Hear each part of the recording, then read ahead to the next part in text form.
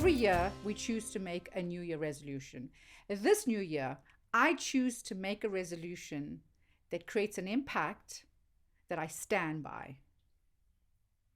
So I know that resolutions are supposed to be things that we get up on the 1st of January and think about how we're going to better ourselves. Yeah.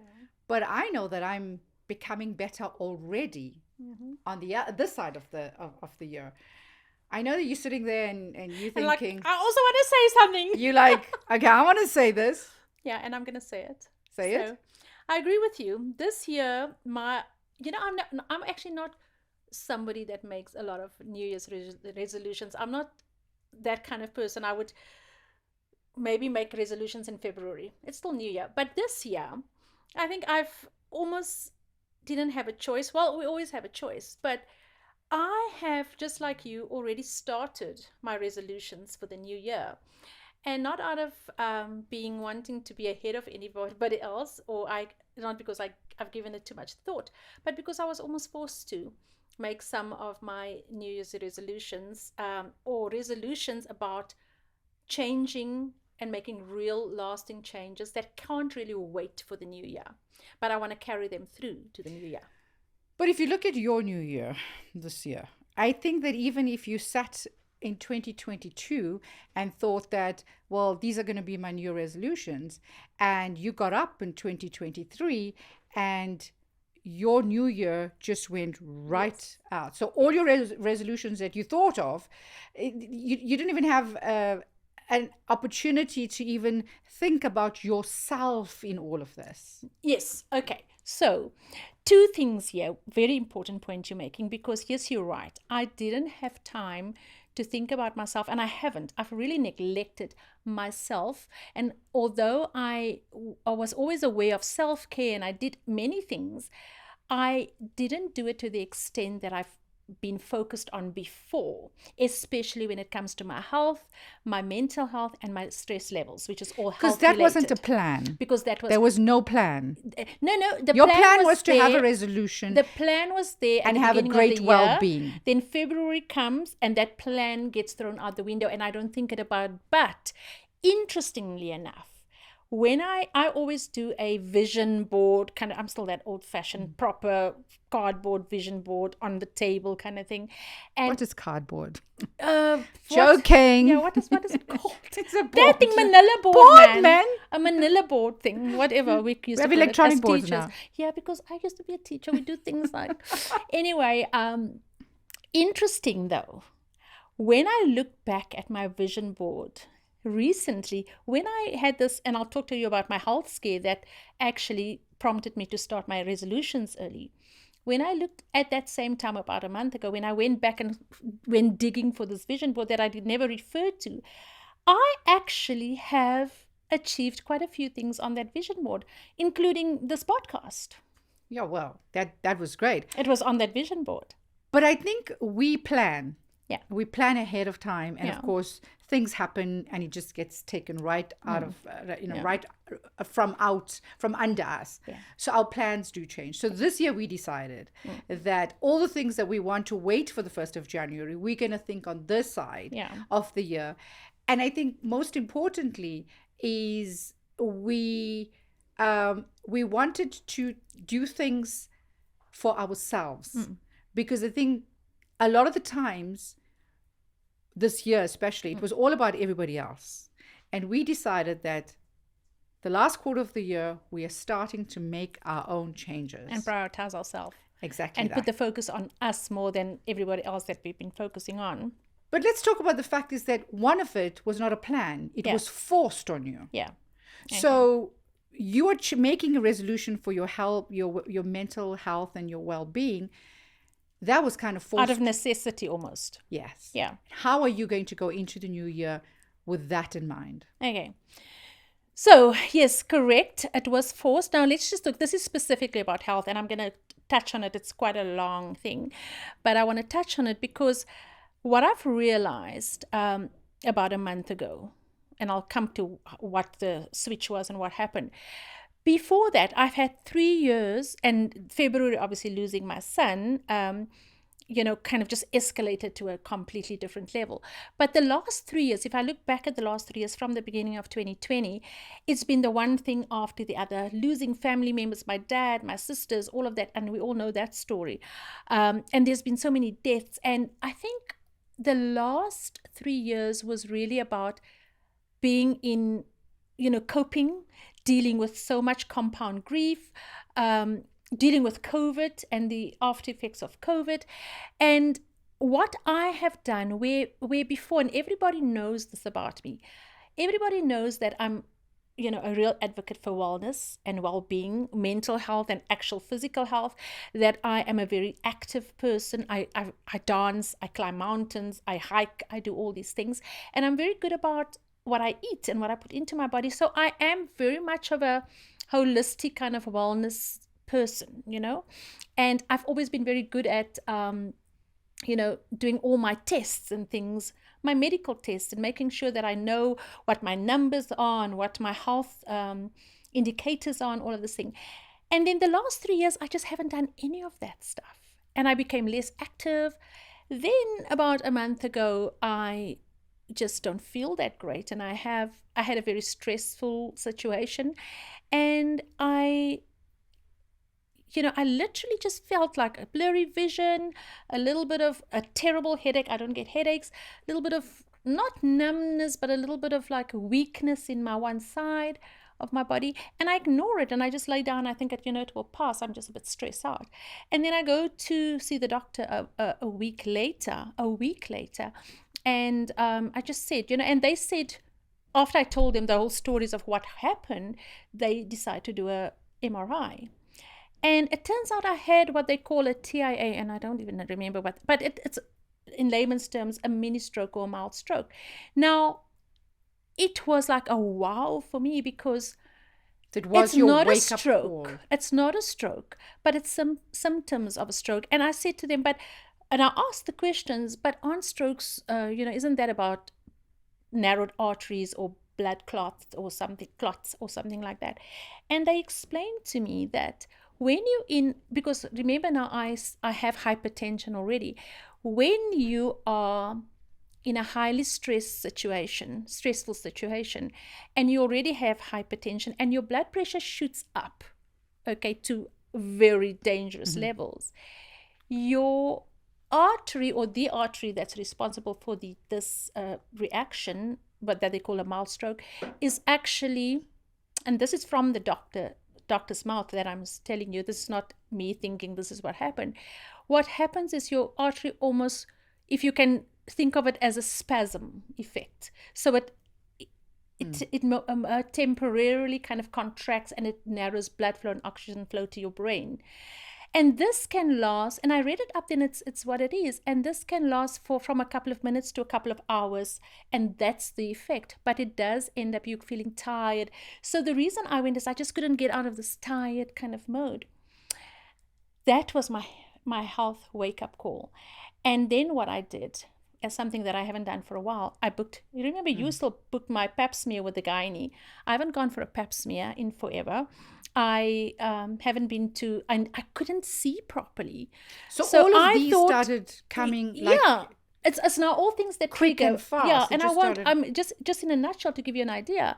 So I decided to book, because I thought I need new glasses, and I decided, no, let me book an appointment, because the other thing that happened, I now am, when I'm looking, there's like this lightning little flashes in the side of my eye, and I think, no, let me go to an ophthalmologist.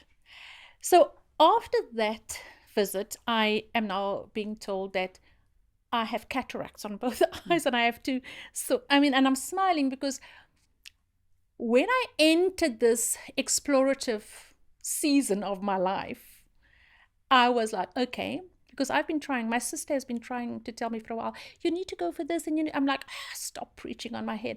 My mom has been saying, please go for some tests, Anyway, so going for this, I then go into it, and this is part of how I'm feeling okay about all these things, because I thought, okay, you're going to go there, and whatever you find out, you need to not become depressed about it. You need to say, okay, now I know, and now I'm moving forward, and then we'll get later, how do I then move forward? So just a couple of things that I've had a couple of doctor's appointments. Cataracts that must be removed when I come back from my holiday in January. She said, first go, come back, we'll sort it out. Then I went for all the bloods. Now I've got all the blood tests going. Now I've got an underactive thyroid. Now I'm pre-diabetic. Now I have to really pay attention to my stress levels. Now cholesterol is sky high. But it's all so the car is broken. The car is broken on the side of the road. No. The car needs a service. A big service. Major service. You see, because if you don't take your car for a service in 3 years. So I do maintenance all the time. Exactly. So I'm my car's like, So your car is running. It's an old car. Yeah. But it's a vintage car. Yeah. But it runs fine because you check the oils and you take it for the services. Yeah. So this car. But it does have wear and tear a little bit issues. No, of course. Yeah. But this car, so you and I are both driving these vintage, beautiful cars. Yeah. But you've been looking after yours and I have been neglecting mine. Yes. The services are overdue, everything. So where I'm finding myself now, the car has not broken. You see, this is okay, so the you're not broken. Thing. The car hasn't broken down and the car's not stuck there. The car's engine doesn't have to be replaced at all. The car needs TLC and we need to change the oil. We need to change the service. So that's what we're doing with the car. So that is one of your these resolutions. Are the health is high on. And also, remember, Glammy wants to go to Everest Base Camp in September. So that's part of the release. But all of these things must be put in place. So the gynae also went, checked bone density. We're checking everything. So that the car can actually do Everest. I mean, it won't be a car, but you know what I mean. So on your what was meant to be your New Year resolution is actually your current resolution going into the new year. Because I was going to check it out in January when I started preparing for the mountain. Could have been too late as well. No, but this is what I'm saying. Yeah. I was going to do it in the new year because I was going to get ready. Health was going to be a New Year's resolution, but I was just like pulled and said, "Listen, come here, stop." Take stock, take notice, and sort out this stuff. Well, we're glad that you did that. And I'm feeling much better. Yeah. And I think you also are becoming more conscious about your situation, your physical situation, the reasons why things... is better than not knowing. Yeah. So I think that is a realistic goal. We get up in January 1st and we have these unrealistic goals of what we want. After a wild night of partying. I don't know when we partied last. Just imagine. But we have all these unrealistic goals. And I think for me, it's really trying to... I've never been a resolution girl. I never got up and say, oh, in this new year, I'm going to do... And if you look at me the past couple of weeks, and we've had this conversation as well at dinner the other day, is that it's a planning phase for me. The last quarter is always a planning phase. Yeah, you said so. Yes, and I always I'm thinking ahead. And also doing a tick box on what my realistic goals are. From a business perspective and a personal perspective. And I think I have been so on the go with what my business resolutions would be. I have forgotten what my personal resolutions are. Although I'm somebody that's always age defying, reverse aging. I'm always that person that, if I have a little, a burn to my arm, I'll be seeing a plastic surgeon in a week's time. I know that if my eye's not working, I've always been the person that's very ahead of when it comes to taking control of my health. I mean, of course, it does surprise you. Yeah. But the one thing I know that I want to do is really be very active on learning a new language, right? I really want to do that. I know. I'm really bad, but I really do you know want which one? Have you decided? I do. Okay, you're not going to share now? No, I will. It's French, of course. Oh, yes. How do you say it? What? I'm trying to say a couple of French words now, man. Ooh la la. Ooh la la. Merci beaucoup. So definitely going to commit to learn a new language. And I really want to do that. And I think it's just I've procrastinated things like that. Talking about procrastination, this year was, I went through my menopause and I had my own emotional trauma that I had to deal with. I actually found, that's where I wanted to go. Yeah, I found that I procrastinated a lot, which meant that I wouldn't say I wasted a lot of days, feeling sorry for myself and having a victim mentality. I do not want to procrastinate next year. I really want to use my hours productively, whether it's personal and professional. So I definitely, procrastination is really the devil's workshop. I believe that, because I know I talk to myself, and this past couple of weeks I've been talking to myself, and I'm like, you've got to do this, you've got to do that, you've got to. So I want to encourage myself to have realistic goals, and one of them is language. Another one is really to ensure that my book is published in the first quarter. Okay, so wait, before you go on, let's do top 5. Or is that too many? Top 3? No, there's more. Okay, top 5 priorities. Okay. For next year in terms of resolutions. Okay. So definitely my book, my memoir, to be launched in the first quarter. I have finally admitted that I have suffered with mental illness, and that I have my chaos in my mind is a real thing, and I've had addressed that. And which ensures that I have to be gentle with myself next year. And I promise that in my 53 years of my life, I don't think I've ever been, I ever loved or been good to me. And that, for me, I've already started doing that. Yeah. Budgeting, I've literally learned that the one thing that has caused my anxiety is finances. But if I learn to budget, and if I learn to know where my money is going, and not just like press your credit card details for buying this new app and that new app, and because I'm so guilty of that. Let's just take that one on, and then I can brag to Matthew and Wayne that, hey, I have these apps and I can edit my stuff I don't need. So really, budgeting is a huge thing. And I think it also goes back to our sunset years, our midlife, is that we're becoming responsible for that. So that's the thing. Definitely read more books. I want to read more books. I want to read more historical books, because it's what I used to do back in the days I studied history. I want to teach myself to quieten my mind and learn about people that have walked the earth before me. That there were other people before me. So yes, and not be in a toxic relationship. That's the one that I was going to say, friend. I hope that's on your list. Definitely. Most importantly, find a way of how I could be a good partner, a good friend, a good mother. I think for the first time, those are my achievable goals that I am encouraging myself to look at. We've done and it has to be achievable. And that's for me as the 5 or 6 things that I will concentrate on. That's when I work on those, everything else I'm going to flourish in. Yeah, but that's the thing, and we're going to chat now. I want to share mine. Those your ones. I want to share mine, and then I think when we're done with that, we can then talk about how we see us rolling this out, and how we're going to make it happen, and what are we putting in place to actually achieve those.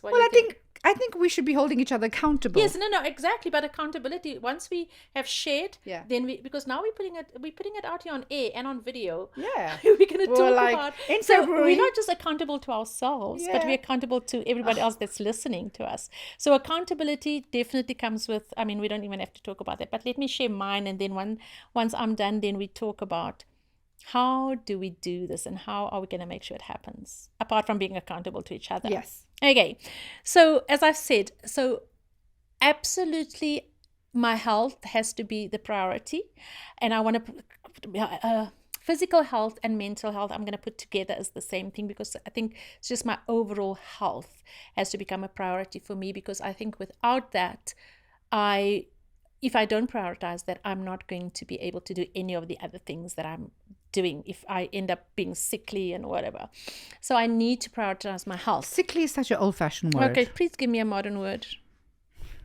What is a modern I mean, our grandmothers like that one sound looks so sickly if they lost so much weight. Unwell. If I'm unwell. Yes. Can you like a woke word? Okay, woke word, unwell.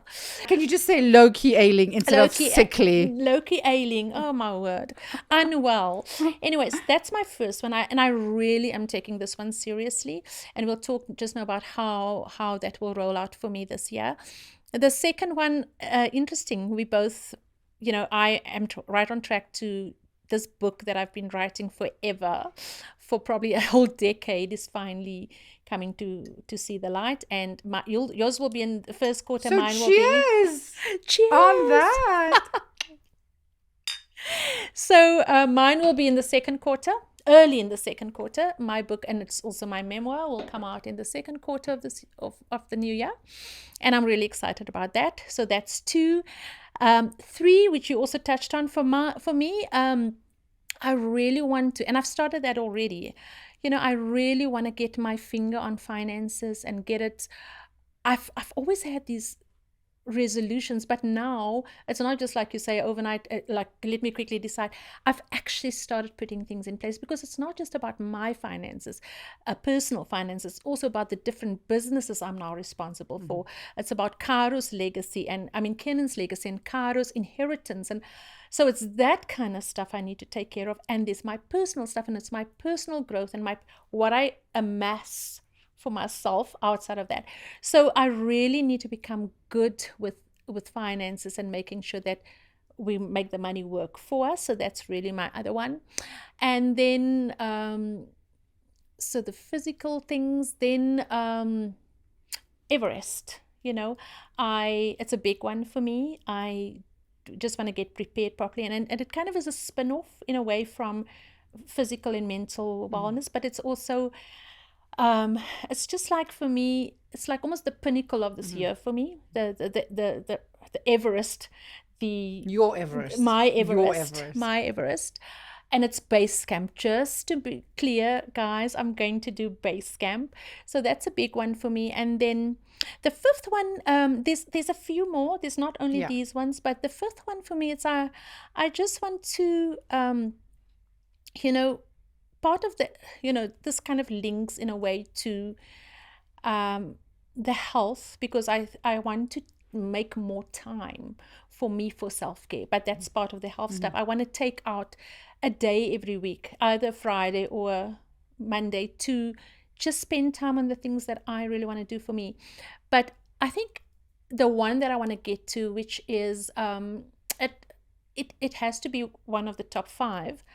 Amongst other things, I want to make more time for family and friends and social kind of engagements. I want to create more of a social life then, because I think I've neglected that quite a bit. Yeah, you definitely. Every time I say, come, let's do something, I'm like, you can go into the streets on your own. I'm not joining you. Yeah. The one thing we've neglected to talk about, resolution, and I think we should put it on this vision board, is a partner. Because if we're not going to put it out there... I was going to put it in the top 5, but it doesn't fall in the top 5. Okay, well, it's number 6 or 7, and 10. It's equally important. Okay, 10. But I think it's important for us I'll tell you why. Let me interrupt you quickly. Yes. I'll tell you why. Because I feel like if I don't have my... Can I present say shit on this squat? Yeah, I saw as well. Yeah, of course. Okay. If you don't have your shit together, where's this partner going to fit into all of this? Now, I'm not saying I'm looking for perfection and perfect conditions, but I feel that there are few things that I really have to get together so that I can become the cherry on top of his cake, and he can become the cherry on top of my cake, because I want my cake baked already. Okay, well, I'm just thinking that you could even meet him while you're doing your cataract. He'd be there for his cataract. You never know.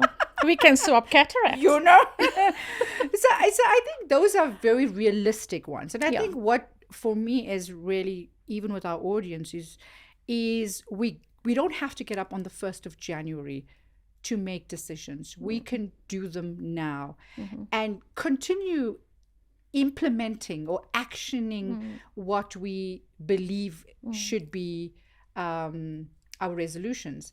And is it resolutions also means to me that we're resolving something that is not really going right. Yeah. And I think we have to admit there are things, because people are like, oh, I don't believe in resolutions, but actually We are resolving things. You're resolving. We are fixing things. But is exactly what we were talking about now. But also like the fixing of that relationship situation with you and this health situation with me, resolutions. Because I think they both kind of, you know. They need fixing. And they both nearly send us to the...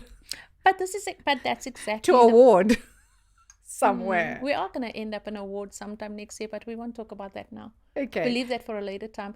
That's another resolution, a joint resolution that we have.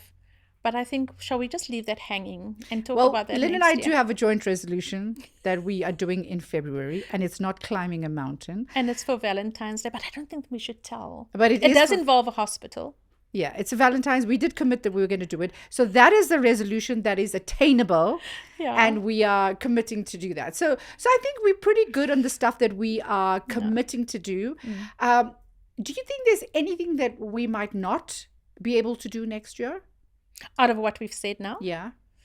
I feel that all the things that I've said for myself is doable. And I am really committed to doing them. The health ones are not negotiable. Anything else is negotiable, but the ones that I've put down as my top 5, I really do believe that I will achieve them unless life throws me a curveball that it did, like it did this year. And if life throws us a curveball, then we just have to redirect ourselves. Then we redirect. Yeah. So I think that's... But I think we need to talk about maybe more... maybe we just need to talk about what are the things we are putting in place for some of these things. Because, resolutions, the reason they don't... People make New Year's resolutions, but the reason they don't see them through is because they don't have a plan. Yeah. So what's the plan for Katie and Lynn? So I think it's like... I think it's more about living less out of habit and more of intention. So, changing the habits and what would be my intention? My intention for being out of a toxic relationship is really making those changes, whether I want to continue being part of something that brings me down so much or live with it. So I think what I would do is go back to our vision boards, because we have the vision board, but now if you look at the calendar, we take that vision board and put it onto a calendar, and we put them into like a nice project plan, because I like project management. We put it into our project plan, and then we literally, when we do meet occasionally, like how far we are with this, I think that's an important part, is really how we're going to do this for the first 6 months, because I don't think we want to do it like for a whole year. We have a plan for 6 months. Okay. So for me, I believe the calendar works fast. Okay, now, my friend, I'm going to ask you. That is on all the other ones that all the things that you have put out there as things you want to do. I can see that, because we can plan. You need to make an appointment with the accountants. You need to make a doctor's appointment. You need to go for a walk. You need to do this. But when it comes to your toxic relationship, how do you put that in a calendar? What is it, Katie? I want you to think. What are you going to do every single day to distance yourself from this toxic relationship? Because if that phone call comes or that text comes, what are you going to do? I am not waiting for the new year for that. Okay, I love that. So what are we doing? I've got 2 weeks before the end of the year to decide how I'm going to move forward. Okay. So I'm not leaving for 2024. I'm going to have that conversation on this side of the year. Okay. And the conversation is what? What is the way forward? But why are we discussing a way forward if you want to get out of the toxic relationship? There's only one answer, my friend. What's the answer? You need to get out. You need to cut it off. Yeah. So I know you guys have been with me through this. And I know that I have been, you guys have been my cheerleaders or whatever I'm doing. But I have 2 weeks, and I'm going to ask all of you for 2 more weeks. And on the 31st of December, I am going to either do... So you're going to leave this for the new year? Yeah.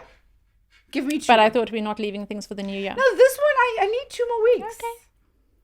I think I'm at... You're stalling. You're procrastinating. You've got a big mouth, but you can't Stick to what you're saying you're going to do. I know that I am a procrastinator, but I'm the procrastinator for 2023. I'm not a procrastinator for 2024. Okay. So I am going to take the 2 weeks before the end of the year, and I'm actually going to make decisions for myself for the 1st of January. And remember, I love you. And we've spoken about this. I'm not asking you. I know you've had this conversation with me and with other friends, and we've said to you, you do not have to change who you are. You do not have to stop being an empath. You don't have to stop caring. But this energy, this love and caring and empathy and all of that, give it to somebody else. Yes. So I'm going to open myself up to new partners, new parts where you can put all of this love into. Okay? It's a tragedy, apparently. Whatever it is, otherwise you must scrap this New Year's resolution. Otherwise you must throw it in the bin and continue for another year. Do you not have any faith I love you. Me? I am telling you. Do you not have any faith in me? I have faith in you, and I know you can do this, but I also, if we're talking about resolutions, and I know it's hard, but I'm telling you now, if we're talking about this and we want to not be those people that by the middle of January says, oh, wow, that New Year's resolution. I know that I don't want to be back in that vicious circle, and I know what I don't want, and I think that for me has taken a few months. It's taken nearly 5 months to go, is I know what I don't want, but it's that last little bit, like you're holding on to something. It's either going to slip out of my hand or somebody's going to be holding me and pulling me back. So I think I know that I'm giving myself to the end of the year to actually make that decision. You're negotiating. I am negotiating. Okay, with yourself and with him. Yes, I am. I am in a negotiation. But I love you. And I know you love me, but I know that it's also not good for me. That I know. I mean, it's not that you guys have told me, but I know and I feel that it's not good for me. But I know that I have battled. And I'm being hard on you because I love you. I know that you do. So that is probably going to be one of the most challenging things. Okay. But I believe that, the whole no contact rule would have been the best thing for me, which I did not practice, and I did not listen to any of you guys. And that's fine because we're stubborn like that. Yes. I'm the same. Yes. So hopefully that that would change in the new year. So I think definitely I hear what you're saying about the calendar, and that probably could be an unrealistic goal now that I'm thinking about it. Yeah, that's a hard decision and it's not a hard decision, it's a head decision. It's what's that word? Just cut it off. Ouch. It's like something you have to cut out. If there's an apple and there's a rotten piece and you really don't have other apples to eat and you really want to eat this apple, you need to take the knife and cut that rotten piece out and chuck it in the bin. I do. There we go. I do. Well, I guess that's what resolution's about. It's about holding us accountable. Yeah. So you've held me accountable for a lot of things, and I pray that I don't fail on it. Let me hold you accountable on some of the stuff that you committed to do. Okay, firstly, if we fail, we get up again. So failing is not the end of the world, but we're going to try not to fail. And then maybe just a last thing before I tell you about mine is when I needed to get rid of a toxic relationship, I deleted all the phone numbers. I got rid of it off my phone. I got rid of it out of my emails. I lost everything, unless you've memorized it now. But anyway, because it was long, hey? Pathetic.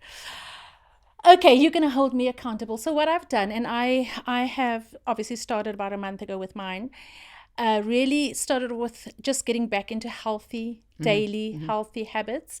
Getting up. For me, as you know, I do well with routine.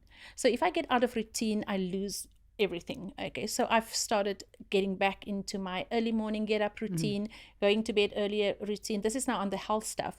I've just started with simple things like you know how much sugar I've consumed, so I've kind of taken sugar out of my. Now people will say to me, you mustn't do drastic things, but I've now been doing this for a month, and they say it takes 21 days to adopt a new habit, right? So I have... Or kick a habit. I've taken out sugar. I've lowered salt intake. I have just upped my water intake. I have started exercising. So in the mornings, I don't have my Apple Watch today, I forgot it at home, but in the mornings, I take my dog for a walk. I do like 8 kilometers every morning. I clock my 10,000 steps on my watch before 7 o'clock in the morning. Now that, for me, that kind of routine keeps me in, kind of doing the thing all the time. Because if I don't do it consistently, then I kind of lose it. But it doesn't mean that if I don't, like this morning we had to be here early, so I don't do it. It doesn't mean that now everything is out the window. So that's in terms of my health. It's diet, it's just the right things. And in terms of my mental health, I'm just trying to avoid or minimize if any kind of situation presents itself, how I'm always more conscious about what is my reaction to that. How do I react? Now, it's not always easy, and I have to work through that. But staying away from stressful situations, it's not always entirely possible, but being conscious of it and being conscious of what is my reaction to every situation, that's important. And then so I've said to you, like, for instance, taking time out in the day, and then linking up with the other one about family and spending more social time, because I'm opening up at least one day in the week and not weekends, because my family's forever busy on the weekends. My friends might be busy, but if I take a Monday or Friday to, if I just plan time around family. Now I'm booking horse riding rides at the river, and I'm going to lunch with Katie. It helps my mental health, and also not being so hard on myself. And then when it comes to Everest Base Camp, my book, let's start with my book. For some my memoir, I have been now for the last couple of weeks, I have slots of time slotted in my diary calendar in the week, where I meet with a person that's that I'm discussing my book with. So it's an accountability thing. I have to do those sessions every week to have a catch up. Where are you? What have you done this week? Are you on schedule? Are you on track? And I speak to the publisher all the time, and we are on track for that. So that's slotted into my calendar, into my diary. And then when it comes to Everest, I've already had the meetings with Sarah Kumalo, Sibusiso. We're doing, we're setting up what are the next steps, and putting this in, how we're going to roll it out. What is the social media plan going to be? Because we're doing this for education and building libraries, right?